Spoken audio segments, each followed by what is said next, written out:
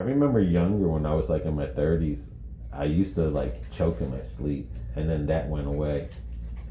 Well, I'm gonna tell you, when you And that was said in a my couple things, that one, that what you just told me about in the past, Yeah. and then also your mom having sleep apnea, because we've learned over the years, this is my 16th year here, so 16 years ago we used to tell patients it was a weight-related disease.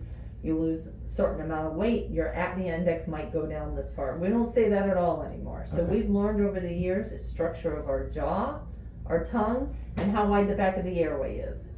Things that we can't change. We pass down these traits generation after generation. So the two things: one, your mom has sleep apnea. Two, you said multiple awakenings every 2 hours. Whether I know now you're thinking more about what's to come, but still prior to that, you're restless. You're chronically restless through the night.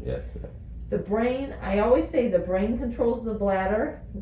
On those patients that tell me I get up every 2 hours to go to the bathroom, I tell them the brain controls the bladder doesn't control the brain. Something's waking them up. So what happens with apnea, which we won't know until we do a home sleep study, but oxygen starts dropping down and our brain tells us to breathe, even though we don't realize this, but it's a vicious cycle that goes on, through the night. Some people recall their awakening, some people don't, but the reason we treat it though is because of the oxygen that drops down. So a home sleep study, you wear a flow sensor that looks like an oxygen cannula, but it's not giving you anything. It's just monitoring airflow. It's a probe on the finger monitoring your oxygen level. Then there's a belt that goes around the diaphragm to hold the recording device. So home sleep studies monitor oxygen, snoring, and apneas. Insurance.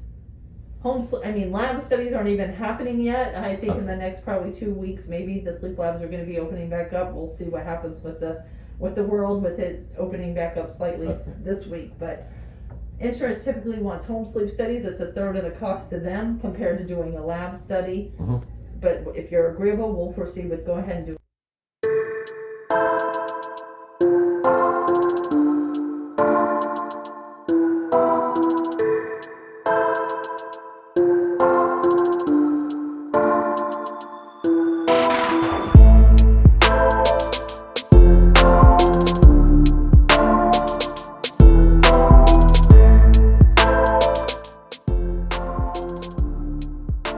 Hey everybody, it's Phoebe.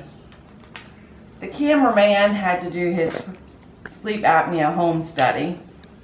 This is what the device looks like. So I thought since we still had it before we have to take it back, y'all might take an interest in this little lovely gadget. Alright, this is the Holter monitor. So this monitors his breathing. This lovely little booger, you stick on your finger like this. Okay. And this monitors your oxygen, your saturated oxygen level in your blood. So, this is actually what it would look like. Alright, so this is what it would look like. I'm going to put that on. So you're going to wrap this little booger around you. Ignore BB's big fat belly.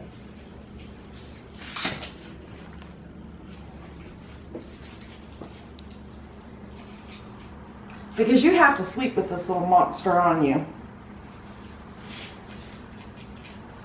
Where did it go? Where did it go? I can't find it. There it is.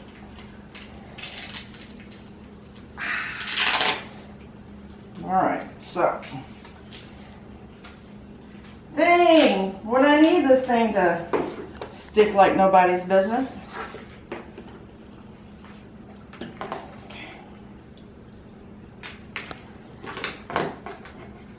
Because it's got to come around this way.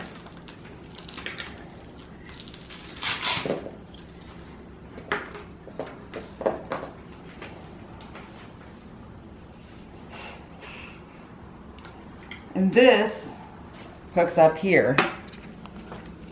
Okay. Now you take this, and BB is gonna turn it around so y'all can see. Okay. It's gonna hook into here. There we are. Then you turn it around. And let BB get it out of the knot. There we go. This is an oxygen hose. I'm sure everyone knows and has seen one of these. So this you're going to hook up on this side. And then you got to make sure you put the oxygen hose in your nose the right way. It goes this way. Point it up in your nose, around your ear, and here. Then you can either clip this to the belt up here, which we didn't, and you put this on. You will touch this little button and all these lights are going to come on. Okay? You sleep with it on for 24 hours. When you're done, you take it off. This, my friends, do not go back to the sleep study place.